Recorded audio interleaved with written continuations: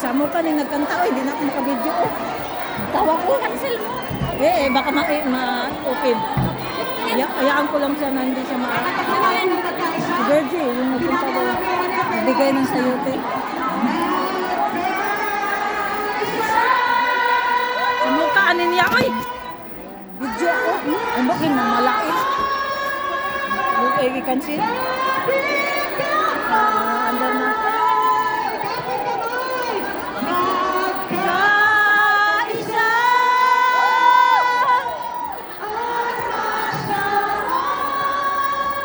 Layo man tayo.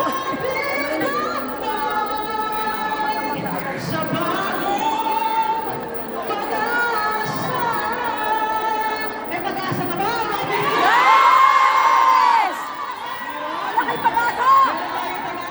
Hindi lamang sa atin para kay Pangulong Rodrigo Roa Duterte na pinalang sa Leyte noong March 28, 1945. Kabisado na natin tuloy.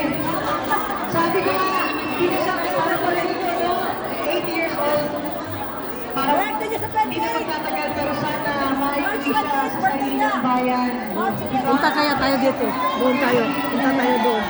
Diyan si Ate Tess. Maganda na dito. Balik ako. Kaya nga, puntahan ko muna si Ate Tess. Balik ako dito.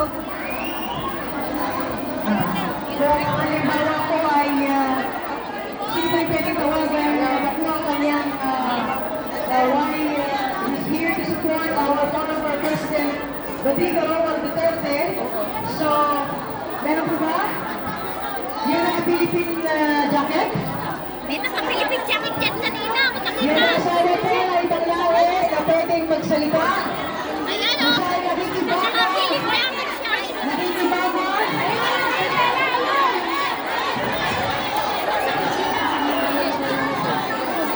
Kahit na hindi na po, ano yung tatawag na hindi naman magsalita, pero ikaw ay nakapilipina dahil siya po nakasuot ng Philippine jacket. So, na Pangulong Duterte, dapat ay uwi na. Hanggang kay hininga pa. Kasi pag Duterte! Duterte! Duterte! Duterte! Duterte! Duterte! Duterte! Duterte! Duterte!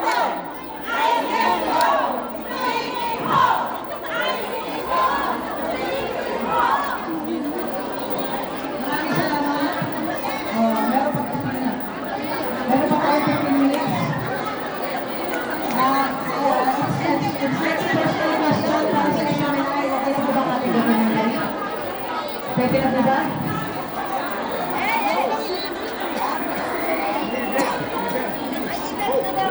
One hour. Expecting natin. We go! We go! Tayo pa ay hindi ko alam kung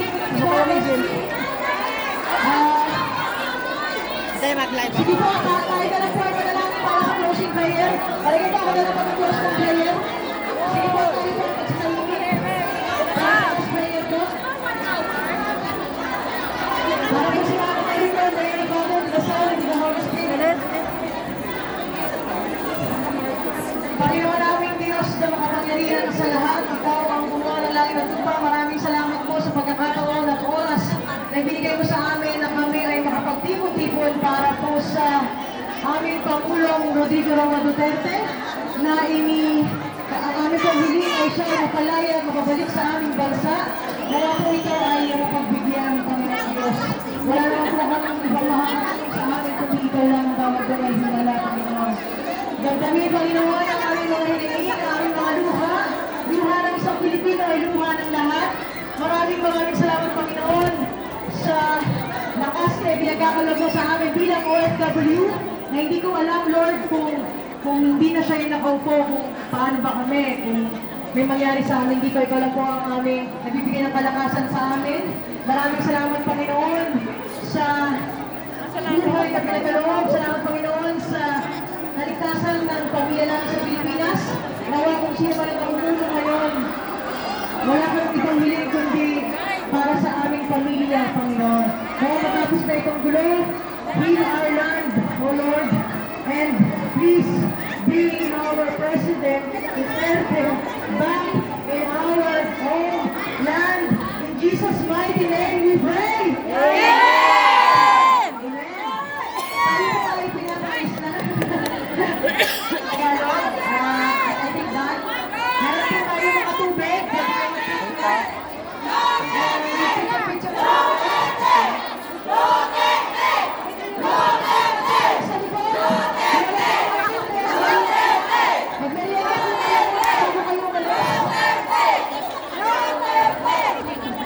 Huwag po natin kalimutan, PDP Laban State, Ilagay mo pa nga. Salamat ng Pilipino para sa Pangulong Duterte para sa kanyang mga anak. Maraming salamat po sa inyong lahat. Tapos na po ang ating isang oras. Inuulit ko po, may mga tubig po sa likod. Pwede po kayo mag-take out. May mga merienda po. Maraming salamat sa inyong lahat. Sa Picture People, hindi po kayo mag-picture. Salamat. Salamat, Pambela.